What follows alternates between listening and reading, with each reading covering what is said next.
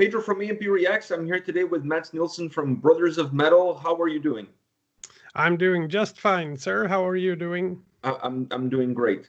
Are you staying quarantined at home during these crazy times, or Yes. are you venturing out with swords and shields in order to stay protected?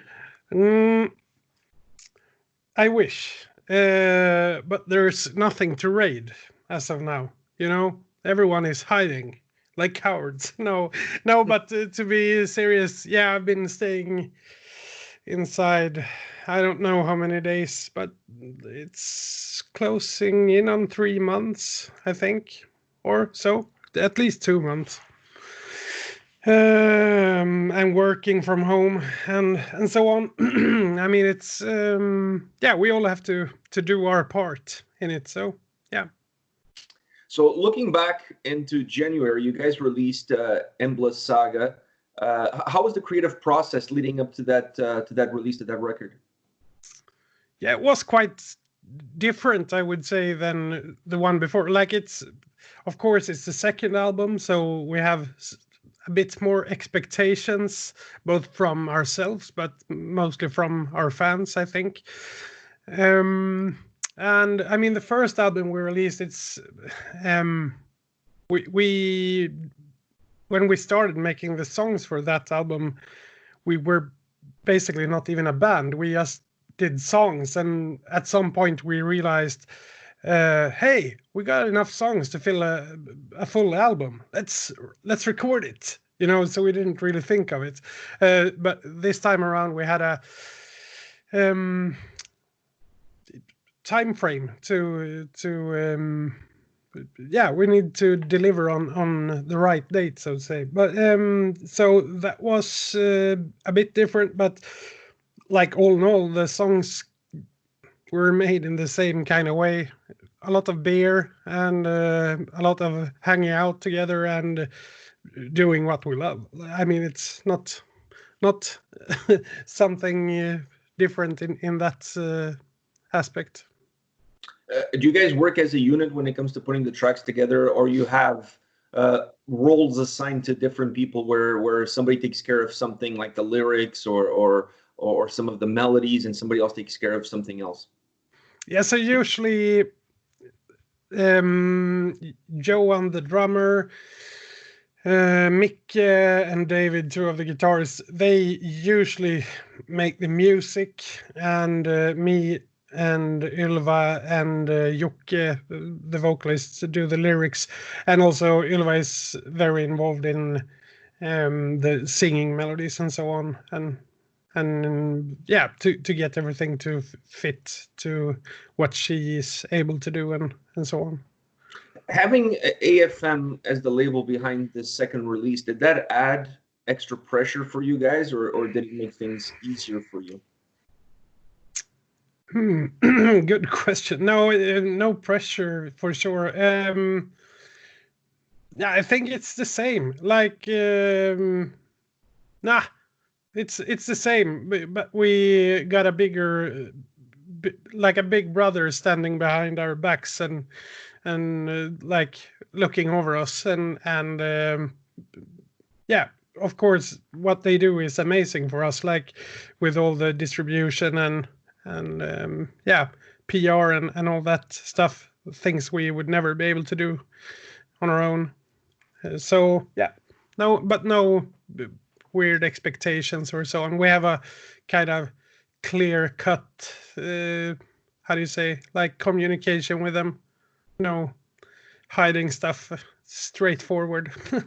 and they knew what they were getting themselves into when they signed you guys, so it's not like they were going to change you guys into something that you're not. No, God, no. Dude, I would like to see them try. Of course, they have been trying. They have been trying since day one. Like, oh, maybe you should do this and do that, and maybe we shouldn't. Like, it's maybe we should do what we're doing. Yeah, I mean, it works. I think the band has such an organic feel to the way you guys come across, and that also comes across in the music. You really don't want to mess with that, because if you mess with that, then it's not Brothers of Metal anymore. Yeah, I totally agree. I think our biggest enemy when it comes to that is actually ourselves. Like, we talked a little bit about it. Like when we started doing the second album, like we started basically asking the question to ourselves, like, what is Brothers of Metal? How do we sound, and what can we do with it, and so on. And that's not a very productive standpoint. Like, if you have that mindset, it's not very productive. Like, just have fun and do what you want, and things will turn out. I don't even care if it's good or bad, as long as I had fun doing it. I mean, it's what it's all about. And having three vocalists in the band, do you feel like that gives you guys a little bit of a wider range in terms of what you can do with your songs, in terms of the dynamic motions that the tracks have? Yeah, for sure. But not only the vocalists. So we also have three very talented guitar players. Like, in our bass player is super amazing, and Johan, the drummer, he's also doing all the orchestral, like symphonic tracks and so on. And I mean, I think it's all of us put together that gives us the versatility, because we're so many, and we have a lot of us have very, very different sources of inspiration. So we have someone listening to like old school death metal, while someone is listening to some weird 80s pop, and like, so we have inspiration from everywhere, and we put it together, and when we put everything together, it sounds like us, basically.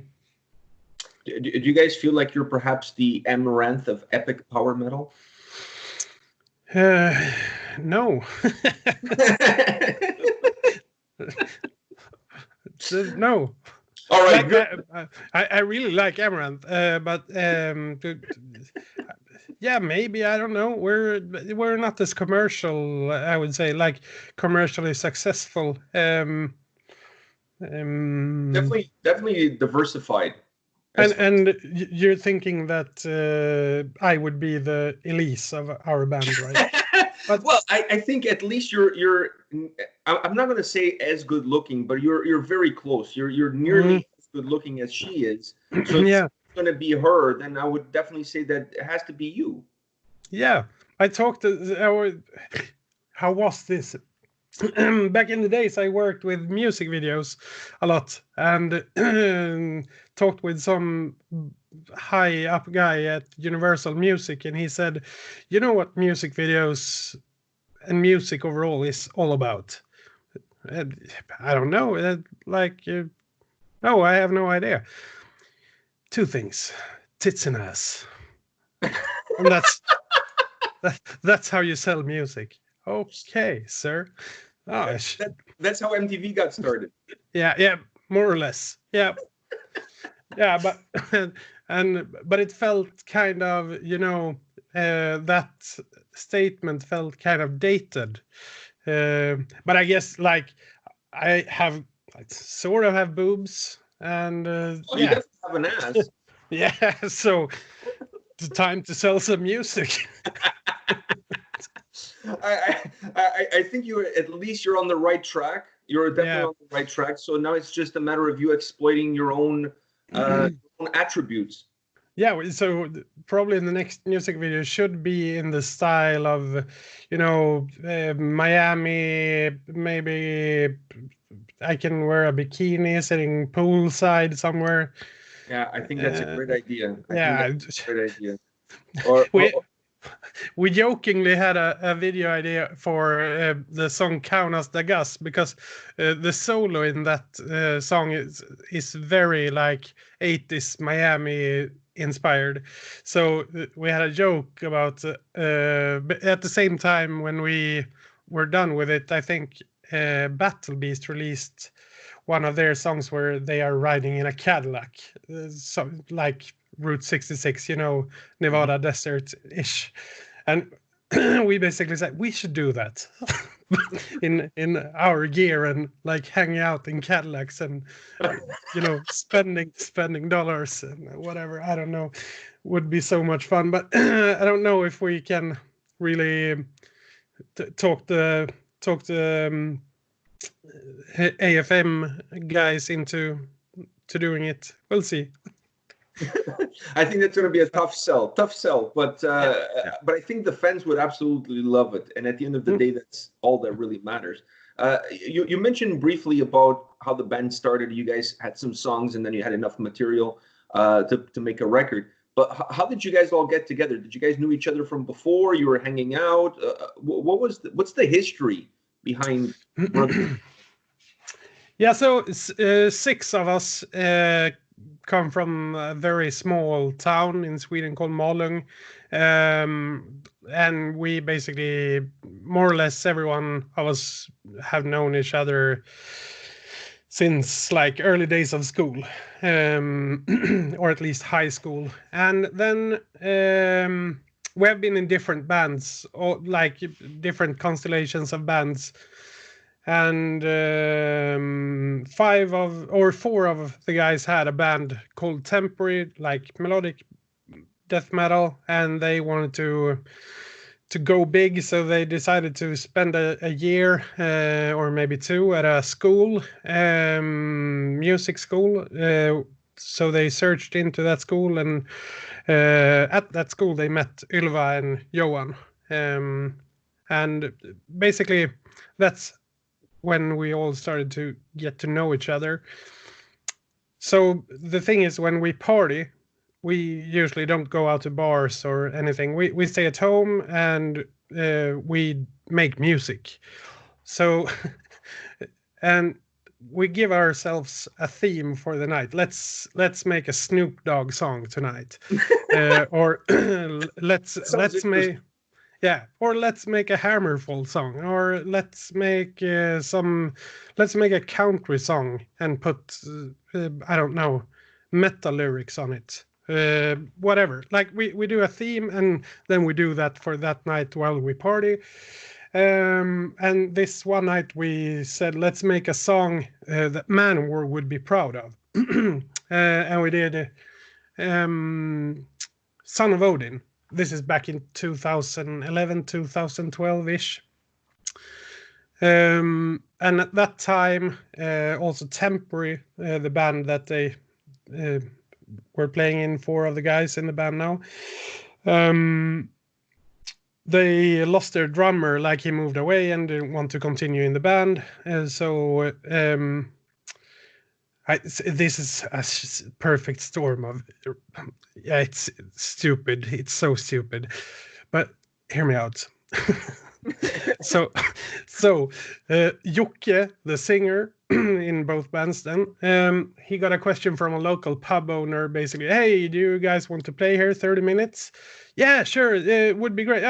But we don't have a drummer at the moment, but we have this other band, and we just made the demo of Son of Odin, and this was without any one of us knowing, and he sent that demo and said, we got this project going and maybe we can play. yeah, sure, that sounds great. The pub owner liked it, so you play 30 minutes here in 2 weeks. Okay. So 2 weeks, and we only had 1 song, and so we had to write like 4 or 5 new songs, and yeah, that's basically how the band started. But we had like before that, there was not even a rehearsal. There was like we had 1 song that we recorded while being drunk in Micke's apartment. So this could not be any more brothers of metal, if you ask me. Yeah, do you remember? stupid. Do you remember what those first 4 or 5 songs were? Yeah, it's Son of Odin, Fire, Blood and Steel, Tyr, Gods of War, and Yggdrasil, I think. Those are we wrote during the 2 weeks, more or less. Oh, wow. And how did the show go? Great. Was that the first time you guys actually played together, or you guys actually? That we played together like as a band. Yeah, for sure. But all of us have played in different bands, and yeah, but not as successful as Brothers of Metal, I would say. And how was the response from the people at the bar? Yeah, great. But no one knew who we were, and like we wore makeup and homemade cloth, loincloth skirts, basically. It's, I mean, yeah, because we from the get-go we realized that, okay, if we gonna do this live, we need to do it 100%. Like we can't like go, this is not a jeans and t-shirt kind of band. Like we need Yeah, definitely.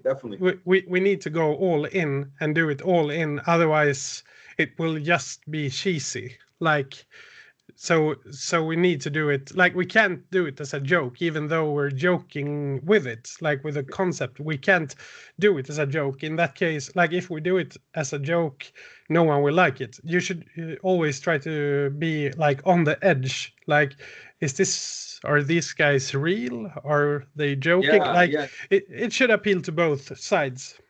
Yeah, you have to put that fine line between serious and not serious, so people are not sure if you're being serious or if you're not being serious. I think you guys do a great job walking that fine line.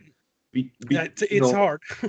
Yeah, but I think you guys do a wonderful job, and I think that's why so many people gravitate towards the music. The music is great, and then you guys bring that music to life with your own personalities, and I think you see that a lot, specifically in the music videos.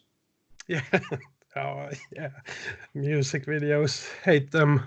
It's fun. Okay, I was going to ask you about the tour that you guys did after the release of the album, but we'll get to that. But now, since we're talking about the videos, I have a couple of questions. First is, who's the genius behind the music videos? Because whenever you guys release a video, we cannot wait to check out the video because we just don't know what kind of shenanigans are going to come our way. So we have two different guys. The first two videos, Prophecy of Ragnarök and Yggdrasil, was famous Swedish video producer Patrik Elias. Like he did Amaranth, In Flames, Arch Enemy, like tons and tons of great videos. Wouldn't say our videos are his best work, but yeah, very special to work with him. Big fans.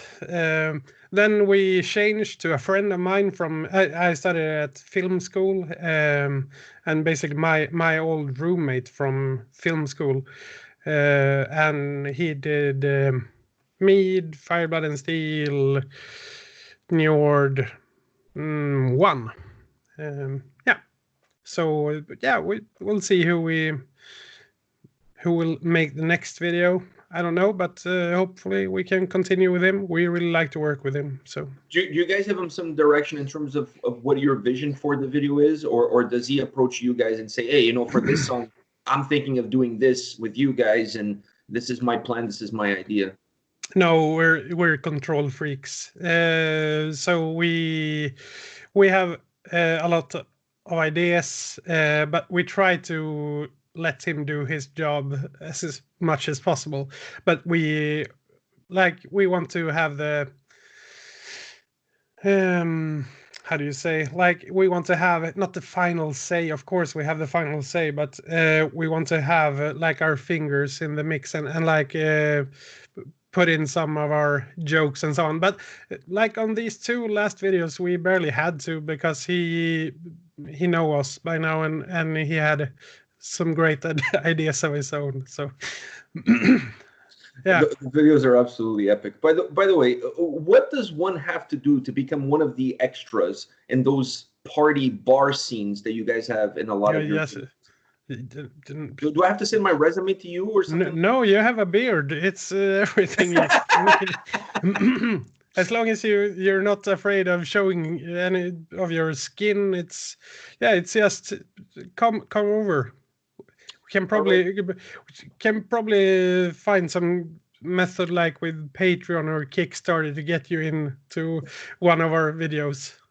Listen, if I'm ever in Sweden, which I plan on visiting at some point once this whole coronavirus thing is over, I'll definitely submit my resume. And I guess my resume will just be a picture of my face with my beard. Yes. So in order for me to be in one of those bar scenes, drinking some beer, some mead, and having some fun with you guys. Yeah, you should. I think when we recorded Mead Song, I think we had in one day, I can't remember, but like 120 beers or so. Like we had endless amounts. Like we didn't have, like, mead is really expensive, okay? And our mead sponsor said, no, you can't do this. You can't drink 120 liters of mead. It's not. So we had to go with beer instead. But we had so much fun recording that video. Oh, I'm sure it's like method acting for you guys. Yeah. That's exactly how we do it. It's us and like Viggo Mortensen and yeah, great actors doing the same. You guys are in the Mount Olympus as far as acting in music videos is concerned. Yeah, I'm actually in 2 weeks. I'm gonna have a speech at how is it called? Actors Guild in Los Angeles. What the fuck is it called? Like Actors Guild something? Yeah, I think something along those lines. Yeah. Yeah. They used to have the Actors Studio, but the dude that used to host that, he passed away. So. Oh, that's what I meant, by the way. Yeah. Where the guy used to sit on the chair like across from each other, and he would interview the actors. Yeah. Amazing voice, and he's doing the Proust questionnaire as well, like those questions. What's your favorite sound? What do you hate? What gets you going? Blah blah blah. It's a great guy. Yeah, I didn't know he passed away. Rest in peace, sir. I think it was last year. Okay. He passed away last year, but yeah, I was a big fan of watching that show because you actually got to know a lot about the actors and them personally, not just as actors. And but still, on the note of music videos, I remember when we did what I like to refer to as Young Drizzle. Are you guys sure that is still not a Swedish rapper named Young Drizzle, and you guys just No, perhaps, yeah, maybe, I don't know, Young Drizzle, yeah. Yggdrasil, yeah, sure, the Young Drizzle, I love it. Might be, like, if one of us ever make, like, a solo project, like Kiss did all their solo projects, maybe one of us should become a rapper. Well, you guys said that when you get together and you're drinking, you could do a theme night, and the theme night could be Young Drizzle theme night, where you guys create a Brothers of Metal cover band, where you do covers of Brothers of Metal. We have already done that so many times. Like we have done like an African tribe version of Son of Odin. Really? We did. I think there's a country, like Americana version of Gods of War. We for sure did a rap on Son of Odin as well.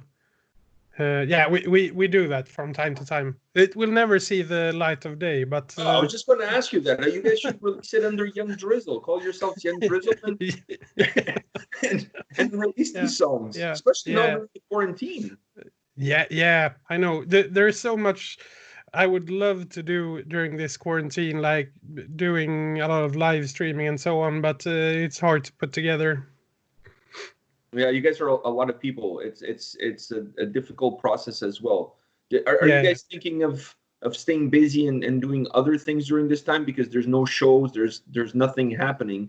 How do you guys view this situation in terms of what's the best way for Brothers of Metal to stay connected with the fans? And we did some Q&A last week. But we've been really bad. at that social media overall. I think a lot of us have been really busy, and it's been like all of us have day jobs, and it's been kind of taxing. Like for me, I'm a teacher, like doing all the Google Meets and planning or replanning all the lessons and assignments and so on to fit distance the distance thing. So yeah, we have been writing some music for the third album. So in a couple of weeks, maybe a month or so, when it's a bit more under control, we will probably start making music again, I think, and yeah, perhaps have it done sometime next year for release. Oh wow, that's good news. And going back now to the topic that I had to abandon because of Young Drizzle in the music videos. No, it's my fault. I got sidetracked.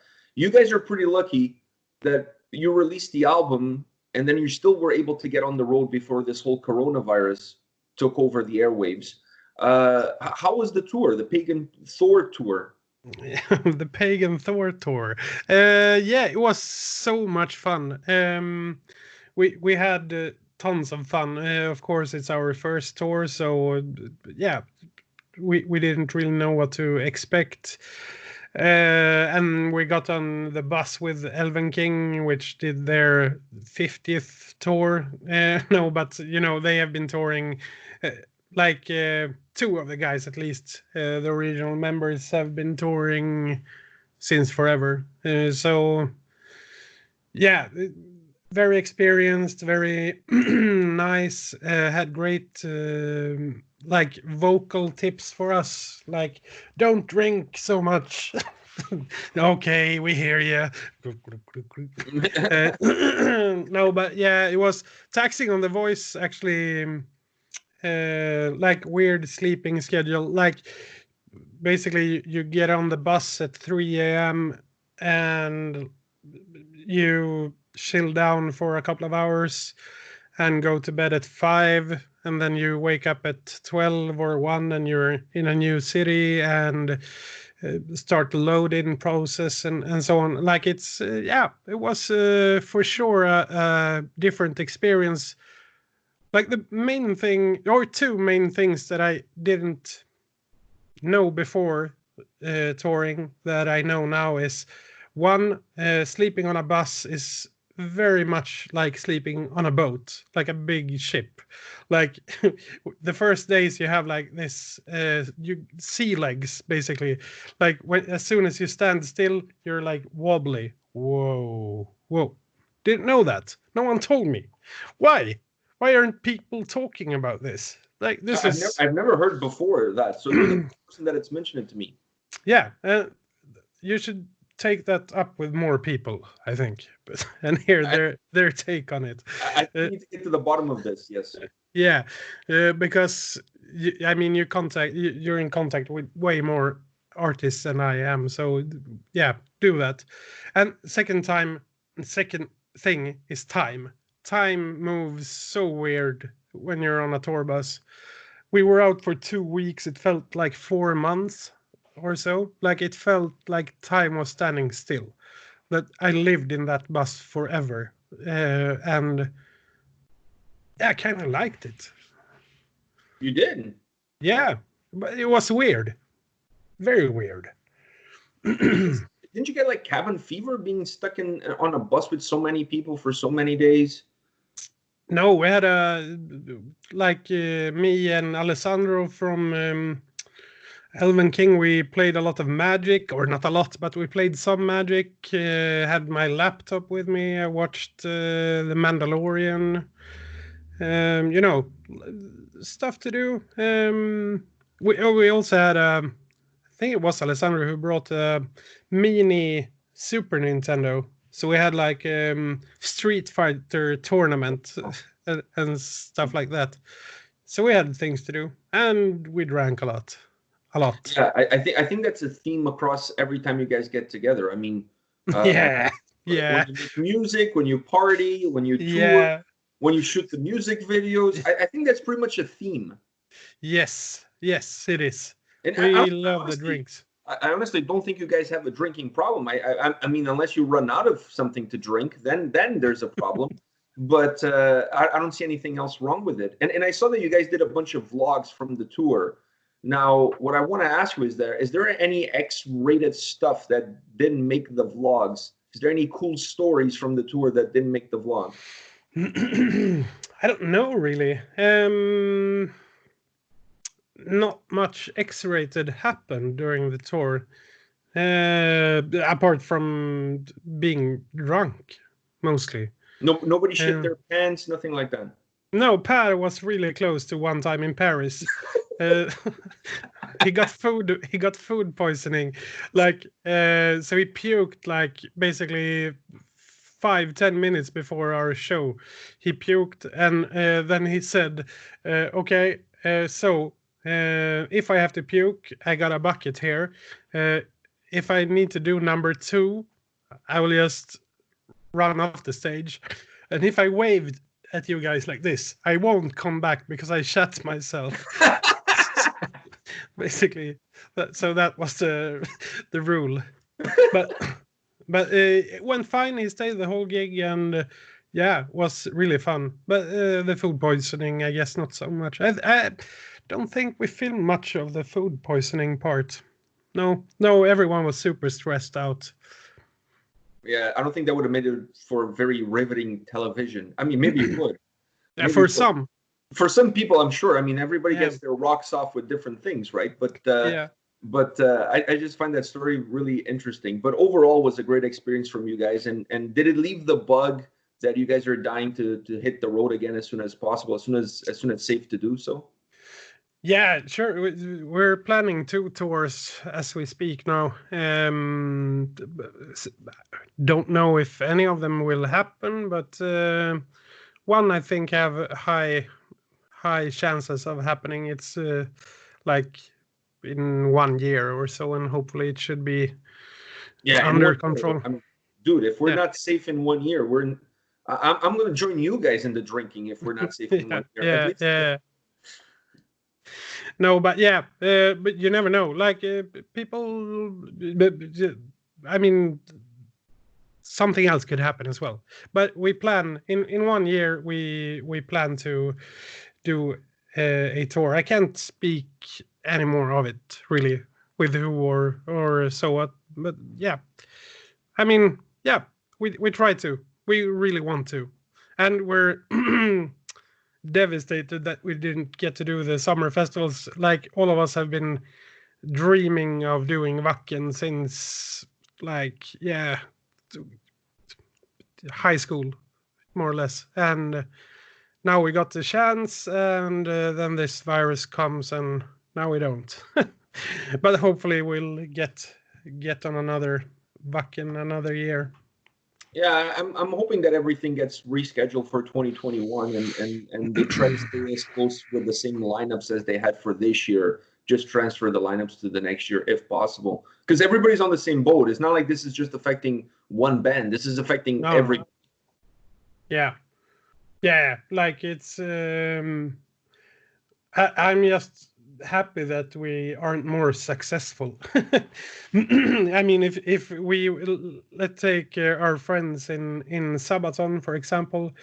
I mean, they have 20-25 people that work for them, and like their tour schedule is out the window. They had to break off their like Russian tour they did for almost 1 month planned, but they did like 2.5 weeks of it. It's a lot of money that is supposed to come in that won't. So I mean, it's a big hit because big bands are like companies, like big companies. You have drivers, they have families. I mean, it's very problematic. Set production, all the money that was spent on the set production, on everything else going into this. Yeah. to the tour, all of that is counting on the schedule ahead, and now the schedule ahead has been deleted. Yeah, so that's why I'm glad that we're not so successful yet. Would be horrendous to go through that.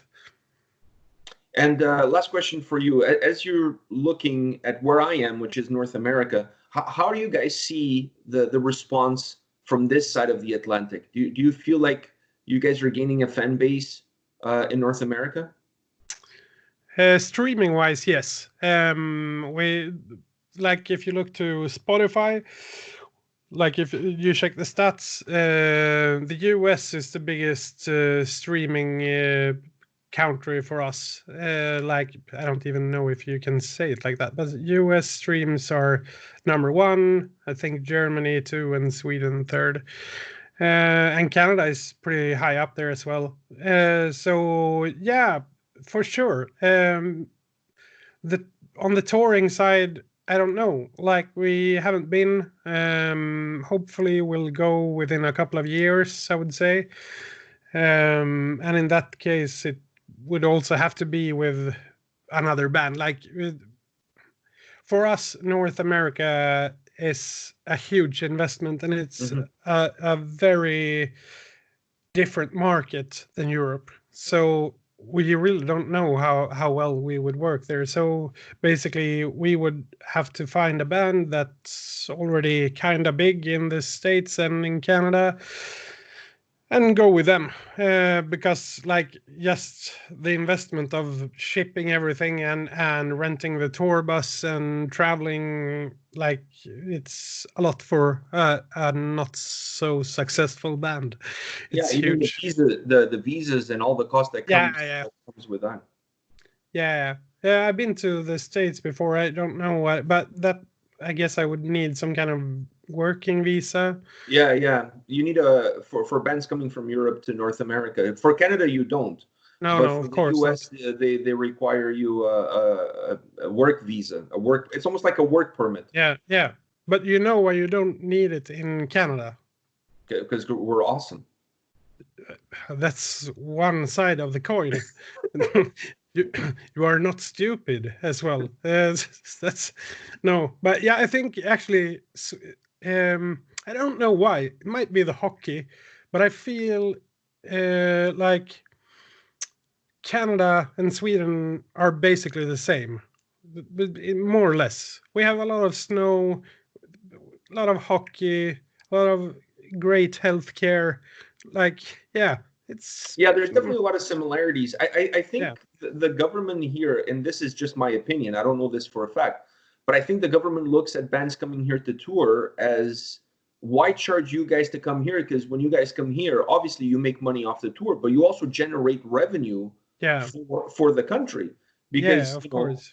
the venue makes money, the people that work at the venue make money, the parking people outside the venue make money. So having a tour here for the government, it's not worth to charge you guys the money to come here because they figure that having you here for that short period of time will generate revenue that Yeah, it's compensation enough. yeah, I'm with you. Um, America or the US is not. No, for No, them, they look at things more on the dollar signs. It's a yeah, yeah, different approach. but you need to have some dollars though if you want to send out $1,200 to everyone. Like then you need a big stash of money. So That's yeah, true. That yeah. is true. That is true. Probably Uh, most of it came from the working visas. yeah, from all the work visas that didn't get approved, Yeah, because when yeah, you apply for the visa, you yeah. have to pay up front. It doesn't mean you're going to get the No, visa. no, I know. So it's tricky. I would like to see you guys play in Canada. Obviously, I mean we have a festival here in Montreal. It's like the biggest metal festival in Canada, and I think one of the biggest, if not the biggest, in North America. Heavy Montreal. This year, obviously, it's not happening, but last year it did. And a lot of bands from Europe come to that festival because of the fact that you don't need the visa. You can come play the show, and there's no visa restraints. Obviously, there's still the cost of traveling all the way from Europe here to play the show. Yeah. But at least it's a way of getting exposure to the North American market. I know Beast and Black did that last year. They played at Heavy Montreal, and now they were coming back this year with Hammerfall, which the tour has been canceled. Yeah. So it was a nice way for them to introduce themselves to the North American market with a live show, and the response was great. So things like that are always a possibility for Brothers of Metal. And Montreal, let me tell you something, people there also love to drink. Yeah, and speak French. Yeah, well, yeah, that's the downside, because Yeah. I don't speak 2 words of French. I know exactly 2 words. Can't remember them now, but I honestly do. No, I know a couple of words, but yeah. But it's Montreal? It's up in Quebec, right? Or Yeah, no? yeah. So it's north from Toronto, so it's north from where I am. Yep. Okay. Yeah, would love to go. Would love to go. Yeah, we would love to have you guys. And on that note, thank you very much for your time today. It was a pleasure chatting with you. All the best. Stay safe, stay healthy, and I'm looking forward to more music from you guys, more videos, and perhaps someday, maybe someday, Young Drizzle will release those underground tapes that you guys have been recording. We also need to sort like the Patreon thing so that you can join and be in one of our music videos, and bring your son as well. Oh, definitely. The 2 of us. I mean, he's letting his beard grow. His is not luscious as mine. He has more of a neck warm kind of beard. But you know, it's with age. Eventually, he'll grow into it. But I hope so. we'll definitely would be our absolute pleasure and honor to be drinking some mead or beer or whatever it is that you guys have at one of the videos, and just having a hell of a time with you guys. Yeah, we have to make that happen for sure. 100%, 100%. All Yeah. right, Matt. Thank you very much. Thank you for your time. Have a good day, and stay safe and stay healthy. The same to you. Take care.